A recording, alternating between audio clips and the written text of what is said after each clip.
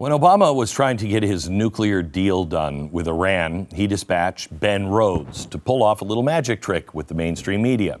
The trick was to sell Iran as a moderate Muslim nation that could actually be a trusted partner. The media bought it hook, line, and sinker, and they sold the narrative to the American people. Ever since then, foreign policy experts talk about Iran as if it's a geopolitical issue rather than a heavy religious one. This is a lie that perpetuates to this day, and I believe this lie is directly responsible for the thousands of deaths recently inflicted in Israel. When I was at Fox, I remember seeing Mahmoud Ahmadinejad address the UN the same way every time. Saw it at CNN, too. No one in the newsroom was paying attention. Nobody. This is what he does. He says this all the time. Almighty God, all men and women are your creatures, and you have ordained their guidance and salvation. Bestow upon humanity that thirsts for justice, the perfect human being promised to all by you, and make us among his followers and among those who strive for his return and his cause. Hasten the return of the promised one, is what he usually says. He wasn't getting to the point. That is the point. And it's important, he said it before and after every speech. He was talking about the return of the 12th Imam. The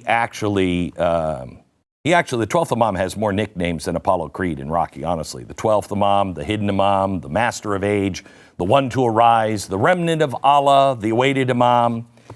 You know, if somebody has that many nicknames, they're probably pretty important, or good at boxing. I don't know.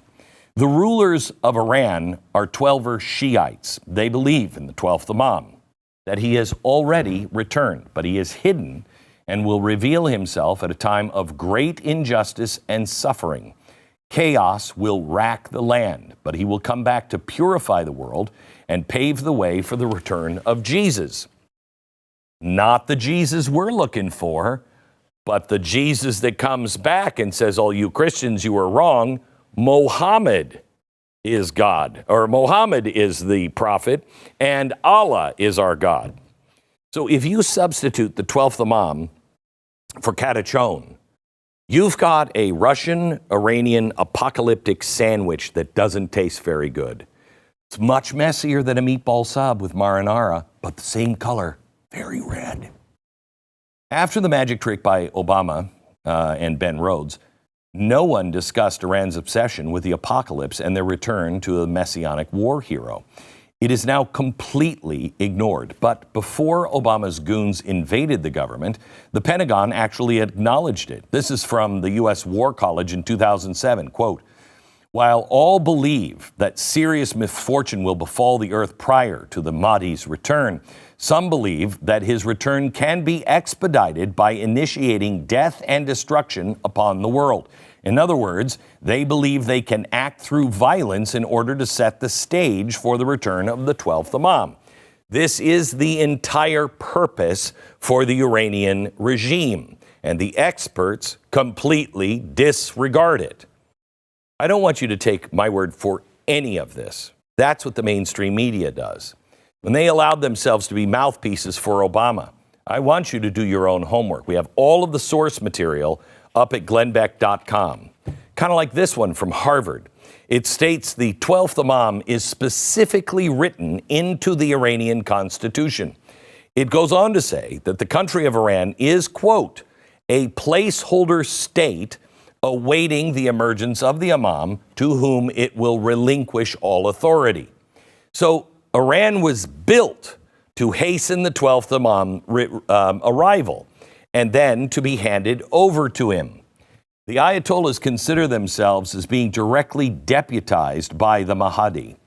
Again, from Harvard, quote, the broad interpretation of this theory, which has been placed in practice in Iran, grants extensive formal powers to the institution of the supreme leader under the deputyship to the hidden Imam. As deputies are ordered to wage war to bring back the Mahdi, the 12th Imam, none of this is hidden from the public. It's right there in black and white. The U.S. Army once accepted it. Harvard University acknowledged it. It's not coming from Alex Jones. It's coming directly from the mouths of Iranian leadership. Here's a quote from the Ayatollah that was a member of the Assembly of Experts for the Constitution of Iran. Quote, "The superiority of Islam over other religions is stressed in Quran, which calls on believers to wage war against unbelievers and prepare the way for the advent of the Mahdi in conquering the world."